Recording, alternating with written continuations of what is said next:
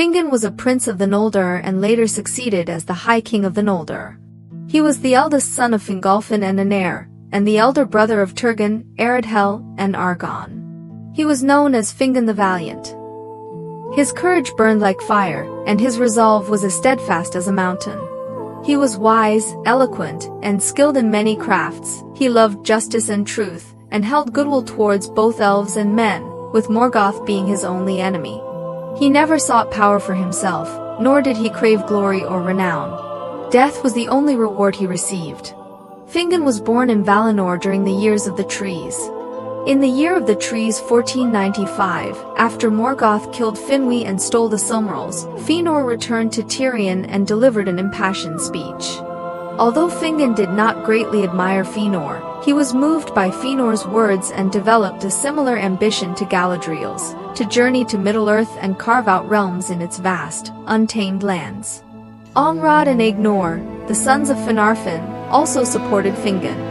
Fingon's urging was one of the reasons Fingolfin joined the Noldor's exodus. In the company that left the city of Tirion, Fingon was the vanguard of Fingolfin's group. When the kinslaying occurred at the harbor city of Alqualand, Fëanor's followers were being overwhelmed and forced to retreat. Fingon then led the elite of Fingolfin's followers to the scene, where he found his kin struggling in the battle. Unaware of the true circumstances, he believed that the Teleri elves were acting on the orders of the Vala to stop the Noldor. Thus, he joined the fight and turned the tide, securing victory. As a result, Fingon and his followers became tainted with the guilt of the kinslaying. After the kinslaying, the exiled Noldor continued their journey northward. Along the way, a black figure, said to be Mandos, appeared and pronounced the prophecy of the North, also known as the Doom of the Noldor. Fingon and his younger brother Turgon were not deterred by this. Their hearts burned with fierce resolve, and they were unafraid, hating the idea of turning back even though their fate was doomed to sorrow. Maedhros, the eldest son of Fëanor, was a close friend of Fingon since the days in Valinor. After crossing the sea and arriving in Middle-earth, Maedhros did not understand why his father abandoned Fingolfin and his followers. He hoped that Fëanor would send the first ships back to bring Fingon the Valiant across.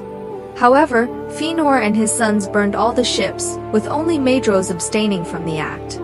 Seeing the fire from across the sea, the elves who were left behind in northern Valinor crossed the Helcarax ice strait to reach Middle-earth, and Fingon was among them. After arriving in Middle-earth, Fingolfin and his followers camped on the northern shore of Lake Mithrim. To dispel the animosity before Morgoth could defeat them one by one, and also out of the deep friendship he had established with Maedhros since the days in Valinor, Fingon undertook a deed of great renown among the princes of the Noldor. Without consulting anyone, he went alone to Omband to find Maedhros. Under the cover of the darkness created by Morgoth, Fingon climbed up the slopes of Thangordrim, where he found nothing but desolate ruins and could not locate a way into the fortress. Ignoring the orcs lurking in the pits beneath Omband, Fingon played his harp and sang a song that the Noldor had composed in the days before the princes' feuds had begun. Maedhros, weak and exhausted, responded to him, allowing Fingon to pinpoint his cousin's location. Fingon reached the cliff where Maedhros was suspended but could go no further. When he saw Morgotha's cruel design, he wept. In his despair, Maedhros begged Fingon to shoot him with an arrow and end his suffering. With no other options, Fingon drew his bow and prayed to Manwë that his arrow would find its mark. At that time, Manwë still had pity for the Noldor who had returned to Middle-earth, so he sent the eagle King Thorondor to aid Fingon. The great eagle carried Fingon to Maedhros, but the shackle that bound Maedhros' right wrist was forged in the hells of Omband and could neither be broken nor pulled from the rock. In his agony, Maedhros once again begged Fingon to end his life. To save him, Fingon cut off his right hand. Thorondor then carried them both back to the shores of Lake Mithrim. Fingon's actions earned him great renown, and all the Noldor held him in high esteem. The hatred between the houses of Fëanor and Fingolfin was also eased. Maedhros called Fingolfin the eldest and wisest of the house of Finwë in Middle-earth, and to atone for Fëanor's abandonment of Fingolfin and his followers, he relinquished the title of High King of the Noldor to Fingolfin. As the High King of the Noldor, Fingolfin, along with his son Fingon, ruled over Hithlum. Most of Fingolfin's people lived by the shores of Lake Mithrim, but Fingon was assigned to the mountainous region of Dor-Laman, west of the lake. Their people were the most formidable and valiant, the fiercest opponents of the orcs, and the enemies Morgoth hated the most. About 100 years after the Dager of Glarib, Morgoth sent orcs with the intent to enter western Hithlum through the Firth of Drengist, but Fingon led his forces to defeat them, driving many of the orcs into the sea. Another 100 years later, Glorung emerged from Omband under the cover of night, defiling the land of Ardgalen. The elves, in fear, fled to Erdwethrin. As the Prince of Hithlum, Fingon led his archers on horseback to confront Glorung. They surrounded the dragon, and since Glorung's scales were not yet fully grown, he could not withstand the elven arrows and fled back to Omband. The Noldor elves rejoiced at this victory, and Fingon earned great renown, though few realized the true significance of Glorung's appearance. During the Dager of Bragalak, Morgoth's fierce assault prevented Fingolfin and Fingon from rescuing the sons of Finarfin, but they managed to hold the fortress of Erdwethrin. After Fingolfin was slain, Fingon took over the leadership of Fingolfin's house and succeeded him as the High King of the Noldor.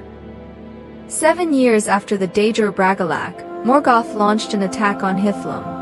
The battle unfolded on the plains of Hithlum, where Fingon was vastly outnumbered. In a moment of crisis, Surtun's fleet sailed up the Firth of Drengist and helped secure the victory. The orcs scattered in all directions, and the elven cavalry drove them back to the Iron Mountains. During this time, Morgoth placed a bounty on Fingon's life, valuing it nearly as much as Burin's. Fingon and his army were part of the Union of Maedhros. In the Battle of Unnumbered Tears, Maedhros planned for Fingon to advance from the west while he himself would attack from the east. The two armies would meet at Omband, like hammer and anvil, to crush the fortress of Morgoth in a pincer movement. Under Fingon's command were Gwendol of Nargothrond, Mablung, and Beleg of Doriath, and men of the House of Hadar. With the first light of dawn filtering through the gates of summer, Fingon's army assembled at Azelahar. The dark clouds and smoke billowing from Omband confirmed Morgoth's readiness for battle. Looking east, Fingon saw no sign of Maedhros' host, unaware of the deception of Ungoliant. Then, hearing Turgon's horn, he cried, "The dawn is upon us! Look, children of the Eldar and fathers of men, the dawn is upon us!" And the host responded, "The long night is ended." Morgoth knew that his spies would succeed in preventing the meeting between Maedhros and Fingon. He sent an army of orcs to Barad Idle to lure Fingon's forces out of the fortress by any means necessary. Although the signal fires of Mount Domd had not been lit to indicate Maedhros' advance, the eager Noldor were keen to attack. At first, on Huron's advice, they resisted the orcs' provocations, but when Morgoth's cavalry tortured and killed Gaemul, Gwendol's brother, in full view of the host, Gwendol, wild with rage, mounted and rode out, followed by a great host of riders. Fingon donned his white helm and blew his horn, and all the host of Hithlum charged forward with great fury. They swept aside the western forces of Morgoth, and Fingon's banner was carried over Amphoglith and planted on the walls of Omband. However, Morgoth's main host was concealed in the countless hidden gates of Thangordrim, and sallying forth, they inflicted heavy losses on Fingon's forces, who were driven back from beneath the fortress. On the fourth day of battle, the Nirnath Arnediad, the Battle of Unnumbered Tears, was fought on the plains of Amphoglith. No song could tell of the sorrow therein. Fingon's host crossed the desert, seeking to return to the fortress of Barad Idle, but even by the fifth sunset, they were still far away. The host of Hithlum was surrounded by orcs and fought throughout the night. A glimmer of hope arose at dawn, as the relief force from Gondolin arrived. The king's guard broke through the Orcish lines, and Turgon carved a bloody path to rejoin his brother Fingon. 3 hours after dawn, the horns of Maedhros were heard from the east, and the host of the sons of Fëanor attacked the rear of the enemy. On that day, the elves were almost victorious. However, Morgoth unleashed the last of Angband's monsters, and Glorung completely severed the path between Fingon and Maedhros, cutting off the two armies from each other. On the western front, Fingon and Turgon's armies were surrounded by an enemy force 3 times their size.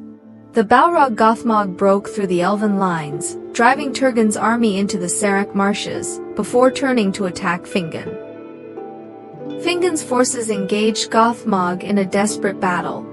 His guard fell one by one, leaving him alone to face the Balrog. After a long and bitter struggle, another Balrog attacked Fingon from behind, ensnaring him in fiery whips.